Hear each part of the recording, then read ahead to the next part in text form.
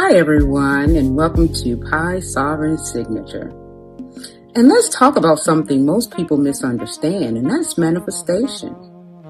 And not the idea of it, but what actually makes it work. Because you can have all of the awareness in the world, and you can know who you are, you can even feel alive. But if nothing is being brought into form, then what you have is unexpressed potential. And that is where many people get stuck because they've been taught to stay in awareness, but not how to embody it. So in this video, we're going to talk about the differences between the regulated manifester and the version of you that is still creating from conditioning.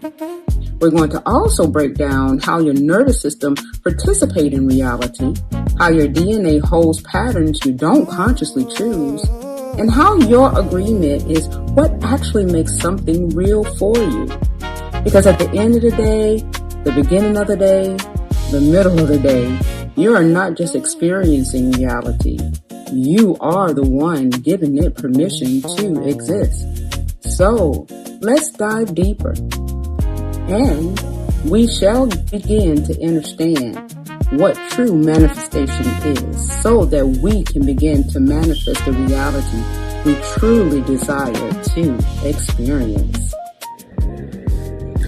So let's talk about the manifester, right? The regulated manifester. You know, they say in the Bible that faith without work is dead. And the King James Version states that, you know, thus also faith by itself, if it doesn't have work, then it's also dead. So basically it says that, you know, if you don't put something into it, even though you can have all the awareness, but if you don't bring that awareness into the physical plane or bring that awareness into action, it's just aloof. It's just without structure. It's without organization.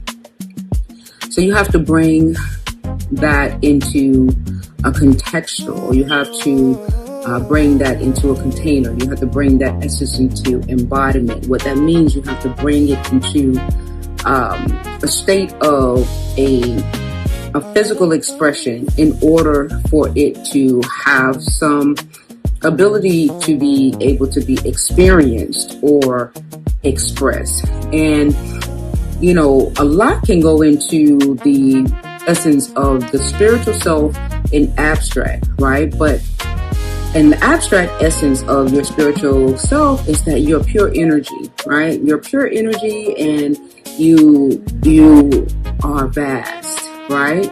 But then when you're ready to experience, you know, yourself in, you know, the physical expression of self, then this is where now you have what we call the descension into the physical plane.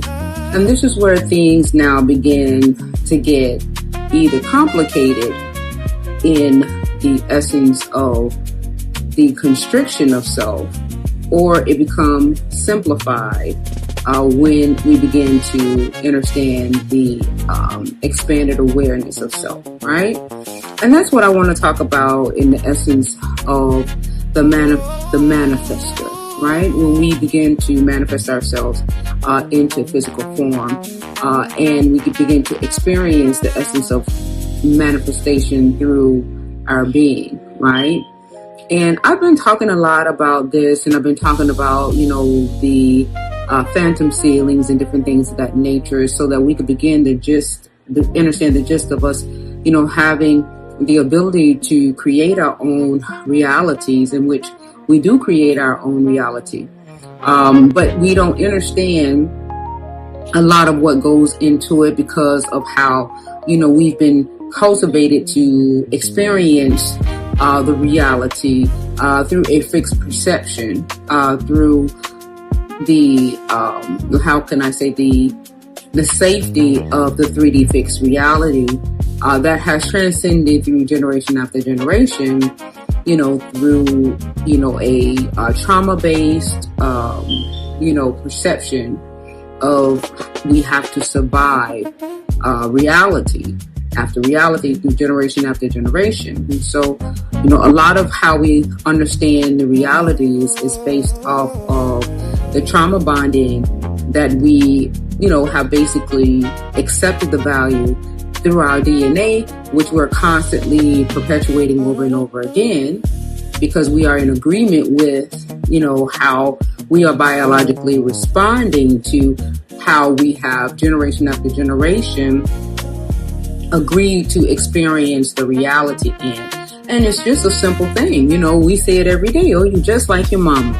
You're just like your dad. Or according to our genetics or according to our DNA, this is what it is within our DNA. And because it's been constantly perpetuated in that way, we basically agree with what the DNA say. And when we see similarities and it matches what is being said in our visual, and we have that visual insight, through an external lens, from what we are audibly hearing, it matches, right?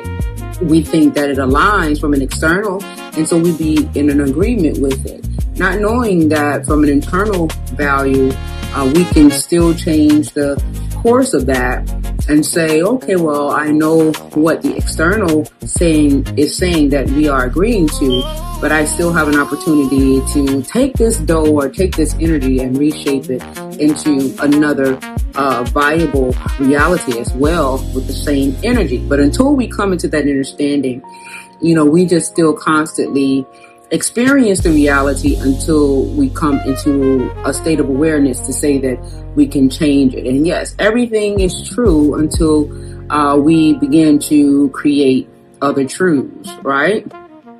Because it's up to us to come into a state of awareness when we now begin to make other things true, because we are the energy or the energetic being that gives the energy to make a reality have viability. And the viability is what makes it true, right? The participation, of us participating energetically in the reality makes it a true reality. So we are the manifester. So a lot of times, what makes it a phantom reality or makes it a fixed reality is our participation in agreement, however we perceive or understand that agreement to be. So as a manifester, we have the ability to change the course and the navigation of how the reality presents itself. Once we begin to understand as the architect of the reality, how we are building the reality, what components are we allowing ourselves to believe in, and allowing those beliefs to become the builder factors that is creating the reality.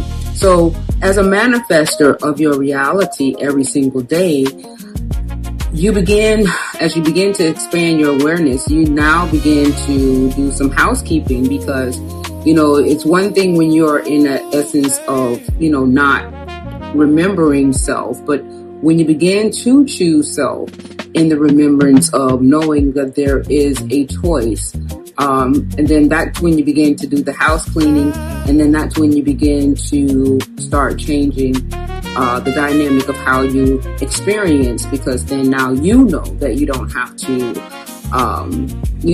agree or not necessarily disagree. You don't have to participate or place your energy in realities that you no longer want to experience, right? You can withdraw and remain in an essence of neutrality. So that means that you don't have to participate or in agreement or disagreement, but you can allow for the reality to be until it no longer is, because it does not have any participation. And so from other essences of selves. And that's what really truly make the reality dissolve, when it has no essence of consciousness that wants to keep, the ball going in polarity. It doesn't have the back and forth. And so when it doesn't have two people, that's what it means, two people in my name, because two essences creates the polarity, the back and forth. That's what allows the polarity to commence, is the yin and the yang, the back and the forth. When it no longer has any participation in the essence of that, then that's where it will begin to dissolve, right? Two people in my name. Okay, that's where it comes in at in the Bible. As long as I got two people in my name in agreement, where it says in Christianity and different things of that nature, that's where it kind of somewhat is in the essence of the distortion. But as long as you got two people that's going back and forth, that's providing the energy necessary to keep the reality going. So as long as I got two people in my name that's keeping it going, that's giving light to the reality, for the reality to be agreed upon, for the reality to commence, right? Whether it's in agreement or disagreement, that creates the polarity, and that creates the reality to say, yes, I still want to experience the reality, whether it's in agreement or in disagreement. So this is where all of these manifestos comes into participation, when we are in agreement or disagreement, polarity, right, with the reality, right? And this is how we are manifesting it, based on how, we are conceptualizing, perceptualizing, and perceiving the reality in the energy or the consciousness chosen in terms of how we want to experience it, right? How we want to experience the reality. So in the essence of creating, how we want to manifest the wealth and different things of that nature, this is where now our whole biology in the reality comes into commencement.